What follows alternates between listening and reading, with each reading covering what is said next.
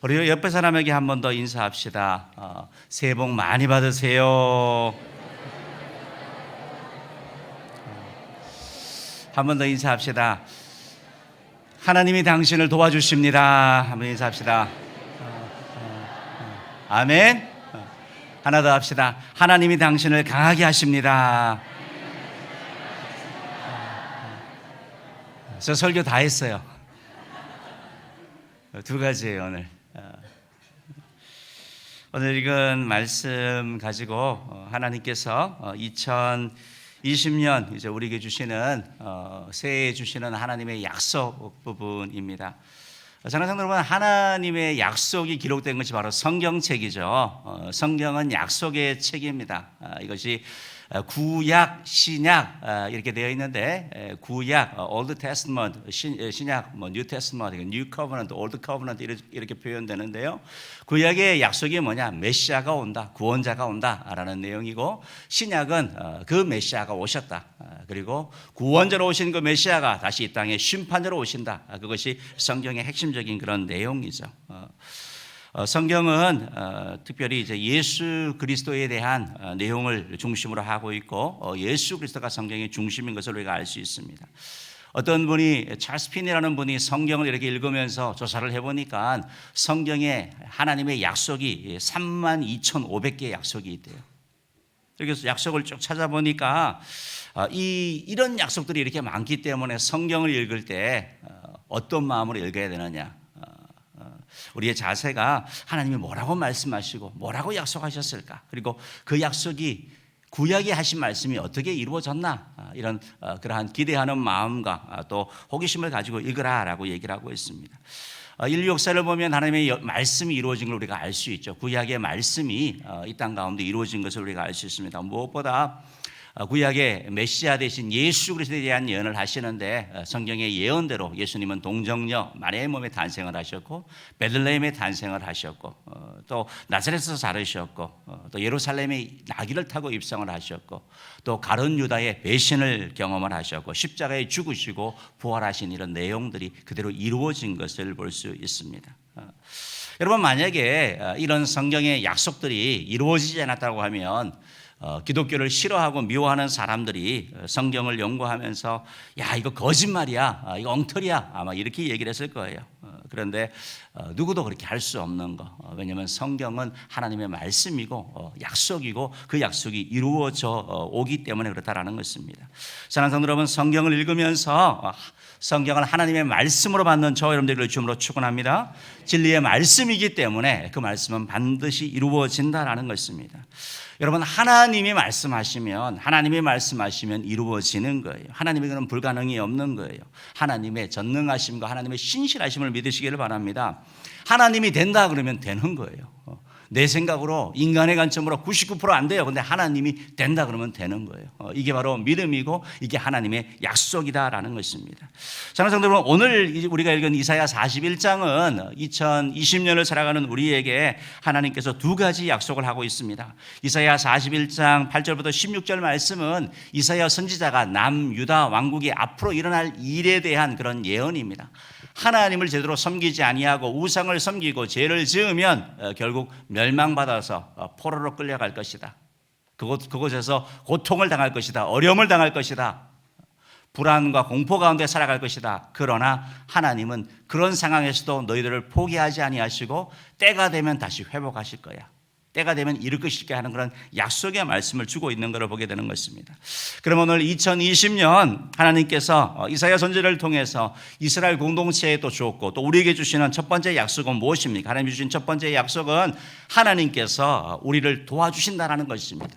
하나님께서 저와 여러분을 도와주신다는 약속입니다. 이 말씀을 믿음으로 아멘 하시기 바랍니다. 하나님이 여러분을 도와주신다라고 말씀하고 있습니다. 오늘 성경도 이렇게 이사야 41장을 여러분들이 읽으면서 반복해서 나오는 단어가 계속 돕는다라는 거 여러분 혹시 보셨어요? 그 단어가 반복되는 거 보셨어요? 하나님이 돕기 원하는 거예요. 이사야 41장 10절 말씀, 우리 너무나 사랑하는 말씀이죠. 읽어봅시다. 시작. 두려워하지 말라, 내가 너와 함께함이라. 놀라지 말라, 나는 내 하나님이 됨이라. 내가 너를 굳세게 하리라. 참으로 너를 도와주리라. 참으로 나의 의로운 오른손으로 너를 붙들리라. 여기서 아멘. 아멘. 두려워하지 말라, 놀라지 말라라는 말이 그런 일이 생길지라도 두려운 일, 놀라운 일, 장차 바벨론으로 끌려가 가지고 거기서 고통당하고 그 시련 가운데 너희들 놀랍고 두려운 일이 있을 것이야. 그러나 두려워하지 말고 놀라지 말라라고 주님이 말씀하고 있습니다.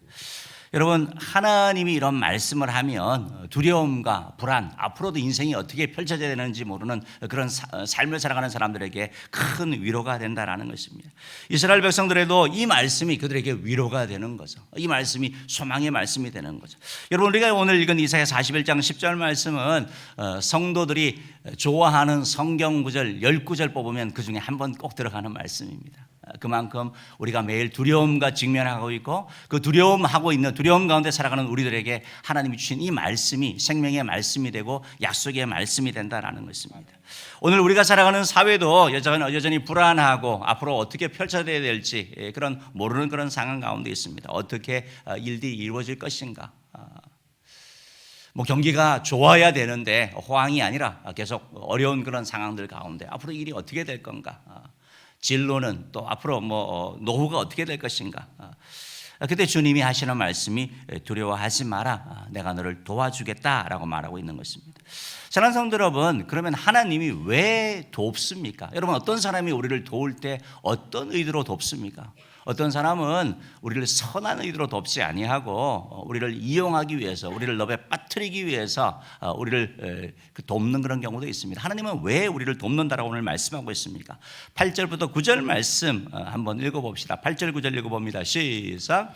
그러나 나의 종 너 이스라엘아, 내가 택한 야곱아, 나의 벗 아브라함의 자손아, 내가 땅끝에서부터 너를 붙들며 땅 모퉁이에서부터 너를 부르고 내게 이르기를 너는 나의 종이라, 내가 너를 택하고 싫어하여 버리지 아니하였다 하였노라. 아멘. 아멘. 8절 9절 말씀이 너무나 주옥 같은 말씀이에요. 왜 하나님이 우리를 포기하지 아니하시고 버리지 아니하시고 두려워하지 말라고 하시고 도와주신다고 말씀합니까? 8절 말씀 보니까 하나님이 나의 종 너 이스라엘아, 우리를 향하여 종이라고 말씀하고 계시고요, 우리를 향하여 내가 택하였다, 우리가 하나님을 택한 게 아니라 하나님이 우리를 택하였다라고 말씀하고 계시고, 하나님이 나의 벗, 나의 친구라고 말씀하고 계시는 거예요. 그렇기 때문에 하나님이 도와주신다라는 거예요. 여러분, 종이라는 단어는 별로 좋은 단어는 아니죠. 그런데 이 종이라는 단어가 기분 나쁠 수 있는데요, 하나님의 종은 또 다릅니다. 내가 누구의 종이 되느냐. 하나님의 종이라 그러면 뿌듯한 그런 감동이 있는 그런 표현인 것이죠. 여러분, 종, 주인, 그럼 무슨 말입니까? 하나님이 나의 종이라고 말하는 건 뭡니까? 종은 주인이 있는 거죠. 하나님이 나의 주인이 되신다는 거죠. 여러분, 주인이 종의 인생을 책임지는 거 아닙니까? 주인이 종의 살아가는 거 보호하고 지키는 거 다 하는 거 아닙니까? 하나님이 우리의 아버지가 되시고 우리 주인이 되신다고 한다면 우리는 우리 인생을 맡길 수 있는 거죠. 그렇기 때문에 하나님 우리를 도와주신다라고 말씀하고 있는 것입니다. 우리는 하나님의 종이기 때문에 하나님의 보호받을 그럴 권리가 있다라는 것입니다. 하나님이 나를 도와주신다, 내가 하나님의 종이다, 하나님이 나의 주인이다 생각할 때 두려움이 사라지게 되고 당당해지고 어떤 처지 가운데 있더라도 믿음으로 가게 되는 것입니다. 두 번째로 나의 택하였다라고 말하는데, 여러분, 택한 건 왜 택합니까? 사용하시려고 하는 거거든요. 사명을 주시는 거거든요. 그냥 택한 게 아니라 내가 선택한 게 아니라 하나님이 택하셨다는 것은 하나님이 우리를 사용하기 원한다라는 거예요. 말씀드린 것처럼 이스라엘 백성들이 죄를 짓고 하나님의 불순종해가지고 결국 바벨론으로 끌려가죠. 멸망하게 되죠. 그러나 하나님 그들을 버리신 것이 아니라 그런 시련과 고통을 통해서 그들을 연단하시는 거죠. 그들을 만드시는 거죠. 다듬으시는 거죠. 그리고 그를 하나님의 도구로 사용하신다는 것입니다. 사랑하는 성도 여러분, 하나님이 우리를 선택하셨다는 사실을 잊지 마시기 바랍니다. 혹시 시련과 어려움 가운데 있다면 하나님 여러분을 포기하신 거 아니십니다. 하나님의 뜻을 잘 깨달아 하는 저와 여러분들이 간절히 바랍니다. 하나님은 나의 벗이라고 표현하는데, 나의 친구라고 표현하는데, 여기 벗이라는 단어는 따라해 봅시다. 나의 계속 사랑하는 자, 나의 계속 사랑하는 자, 계속 사랑하는 걸 말하는 거예요. 그게 벗이라고, 친구.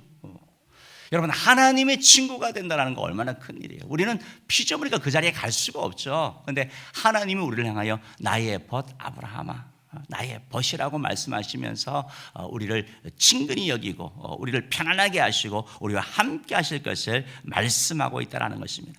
여러분, 왜 하나님이 우리를 도와주신다라고 말씀합니까? 우리가 하나님의 종이고 또 하나님 우리를 선택하셨고 하나님 우리를 향하여 벗이라고 하나님의 친구가 되기 때문인 줄 믿으시기를 바랍니다.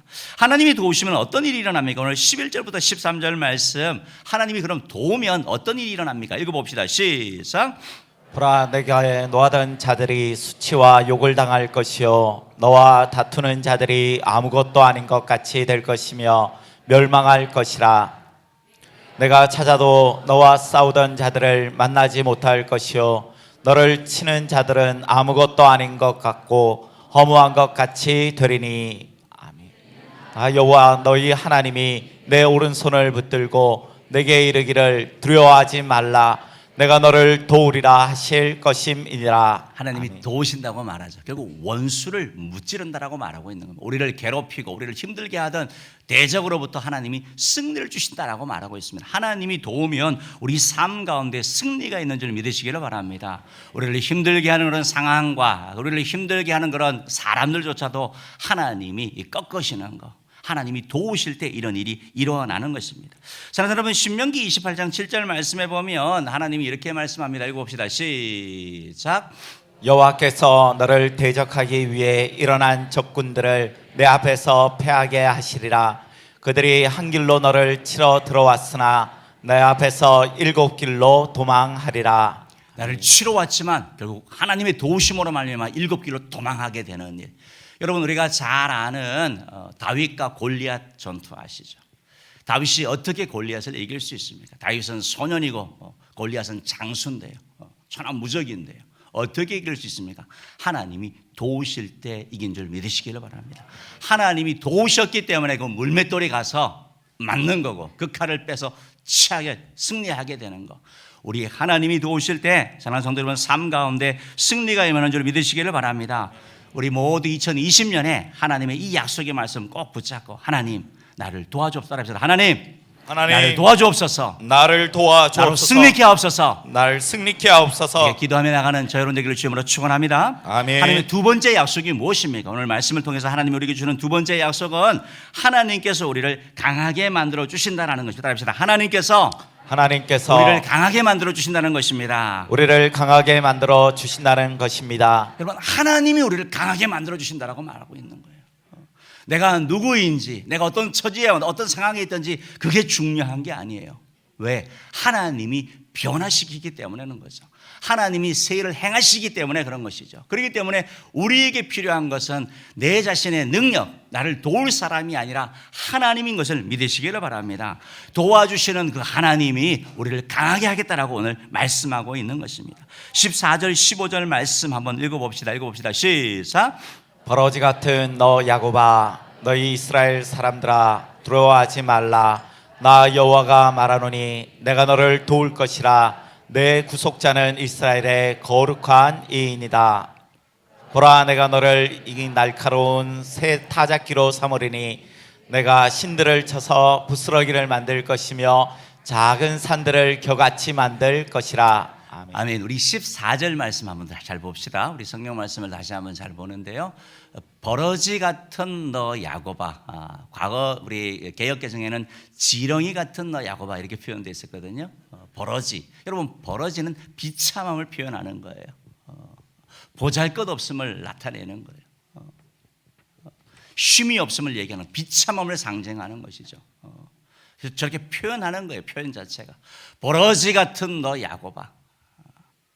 지금 네 처지가 버러지와 같다 할지라도 하나님이 뭐라고 말합니까? 두려워하지 말라고 말씀하고 있죠. 내가 너를 도울 것이라고 말씀하고 있죠. 지금 네 모습 보면서 좌절하지 말라고 말씀하는 거죠. 누가 돕는다고요? 하나님이 도와주신다. 하나님이 도와주신다. 어떻게 도와줘요? 15절 말씀을 한번 보십시다. 보라, 내가 너를 이가 날카로운 새 타작들 합시다. 이가 날카로운 새 타작기. 이게 표현인 거예요. 강하게 한다라는 게. 타작기가 있는데요. 타작을 하는데 이가 무디면 타작을 못 하잖아요. 날이 날카로워야지, 칼이 날카로워야지 잘 들 거 아닙니까? 근데 하나님이 그 버러지 같다고 했던 그 존재를 하나님이 이가 날카로워서 잘 드는 그런 타작기로 만들어주는 거예요. 그래야 그 적들을, 산들을 쳐서 부스러기로 만들면서 작은 산들을 겨같이 만드는 거, 무찌를 거, 승리할 것을 주님이 말씀하고 있다는 것입니다. 사랑하는 성도 여러분, 하나님이 우리를 강하게 만들어 주신다라고 말합니다. 하나님이 우리를 변화시켜 주신다라고 말씀하고 있는 것입니다. 아멘. 사랑하는 성도 여러분, 누가 버러지 같은 자를 강력한 존재로 만들 수 있습니까? 도대체 누가 버러지 같은 자를 승리자로 만들 수 있습니까? 도대체 누가 버러지 같은 존재를 통해서 하나님께 영광 돌리는 자로 만들 수가 있습니까? 우리 하나님이 하시는 줄 믿으시기를 바랍니다. 아멘. 그렇기 때문에 우리에게 필요한 것은 하나님을 바라보고 하나님을 의지하고 나가는 것이고 하나님을 사랑하는 것이고 하나님을 붙잡는 것인 줄 믿으시기를 바랍니다. 아멘. 오늘 16절 말씀 한번 보시기 바랍니다. 16절 말씀 읽어봅시다. 시작. 내가 그들을 까부른 즉 바람이 그들을 날리겠고 회오리 바람이 그들을 흩어버릴 것이로되 너는 여호와로 말미암아 즐거워하겠고 이스라엘의 거룩한 이로 말미암아 자랑하리라. 아멘. 아멘. 하나님이 그들을 까부르는 게 아니고요. 내가, 여러분이, 우리 예수 믿는 저와 여러분이 하나님을 사랑하고 하나님의 도움을 입은 우리가 그들을 까부른 즉 바람이 그들을 날려버린다, 승리 준다라고 말씀하고 있는 거거든요. 그들을 흩어버릴 것이다라고 말하고 있는 거죠. 그래하여 우리에게 나타나는 결과가 뭡니까? 여호와로 말미암아 즐거워하는 것, 하나님을 인하여 자랑하는 것, 즐거워하는 것. 왜요? 하나님이 나의 도움이 되셨고 하나님이 나를 강하게 만드셔서 내 삶 가운데 승리를 주셨기 때문인 줄 믿으시기를 바랍니다. 사랑하는 성도 여러분, 나에게 능력이 없다고 두려워하지 마시기 바랍니다. 하나님이 우리와 함께 하시고 하나님이 도와주시면 형통하게 되는 거예요. 하나님이 도와주시면 사람들의 인정을 받게 되고 가정에 평안이 임하게 되고 하나님이 일하게 되는 일이 일어나는 줄 여러분 믿으시기를 바랍니다. 아멘. 우리 PPT 하나 잠깐 볼까요? 한번 보고 말씀을 마치겠는데요. 한번 봅시다. 저거 누군지, 어떤 사람인지 아세요? 히피족이죠. 히피죠. 다음 사진도 저렇죠. 저렇게 살았죠. 다음 사진도. 1970년, 80년대에 이제 미국의 히피 문화가 있었죠. 베트남 전쟁이 일어나서 반전 운동을 하고 평화, 사랑, 나는 자유를 추구하던 사람들, 반전 운동하던 젊은이들이 사회에 대한 저항으로 머리를 기르고 그리고 수염도 안 깎고 저렇게 뭉쳐서 길거리에서 살았죠. 저를 보는 가운데 이제 갈보리 교회 척 스미스 목사님이 저들을 보는데 저런 젊은이를 보면서 마음에 안타까움이 드는 거예요. 저들에게 복음을 전해야 되겠다. 저들이 비록 버러지 같고 사회로부터 아주 그냥 좀 이렇게 냉대받고 어쨌든 그랬잖아요. 그래서 결국 저들에게 찾아가서 복음을 전했죠. 그랬더니 저들의 얘기를 듣고 복음을 전하고 기도했더니 한 명, 두 명 교회에 오기 시작하는 겁니다. 갈보리 채플로. 한 명, 두 명 사람이 오니까 무슨 일이 일어납니까? 저 사람들 샤워도 안 하고 씻지도 않고 저 옷 그대로 오고 신발도 안 신고 교회에 들어오니까 기존 교회 사람들이 좋아하지 않는 거죠. 노숙자가 같이 오는 것처럼 느껴지니까요. 어떻게 해야 되나? 교회에서 회의를 했다고 합니다. 회의를 했는데 하나님의 은혜로 저들을 받아들이자 이렇게 했대요. 저들을 위한 복음이니까 저들이 그래서 교회 안에 들어오게 되고 그곳에서 버러지 같은 그런 존재였는데 저들은 음악이 뛰어나, 통기타에서 음악이 뛰어났잖아요. 그들을 통해서 가스펠송이 만들어진 거잖아요. 그래서 그 가스펠송이 퍼져나가고 활발하게 지금도 우리가 그런 찬양 부르잖아요. 사랑하는 성도 여러분, 하나님이 변하게 하는 줄 믿으시기를 바랍니다. 하나님은 버리지 아니하시는 거예요. 하나님은 포기하지 아니하십니다. 2020년 하나님이 저와 여러분을 통하여 일하기 원하시는 줄 믿으시기를 바랍니다. 하나님의 약속을 붙잡고 우리 한번 출발하시기를 바랍니다. 하나님의 약속은 분명한데 내가 너를 도와줄 것이다. 내가 너를 강하게 할 것이다. 약속은 분명한데 이 약속을 내가 믿지 않으면, 내가 받아들이지 아니하면 결국 나의 명철, 내 경험을 의지할 수밖에 없는 거죠. 그리하여 우리는 실패하게 되는 것입니다. 사랑하는 성도 여러분, 하나님의 약속은 저와 여러분에게 그냥 훈장으로 주신 게 아니에요. 사용하라고 주신 줄 믿으시길 바랍니다. 이 약속의 말씀 붙잡고 하나님 무릎 꿇어 기도하고 예배하며 우리 하나님을 바라봄으로 말미암아 삶 가운데 하나님의 이름을 외침으로 말미암아 하나님의 도우심을 입고 강하게 하신 하나님의 은혜를 누리는 우리 모두 되기를 주님으로 축원합니다. 기도하며 나아갑시다. 무릎 꿇어 기도하며 나갑시다. 예배하며 나갑시다. 하나님께서 여러분을 도와주실 것입니다. 2020년 마치면서 하나님이 행하셨다. 하나님 때문에 즐거워하고 하나님 때문에 기뻐하는 이런 일들이 우리 공동체 가운데 충만하기를 주의 이름으로 축원합니다.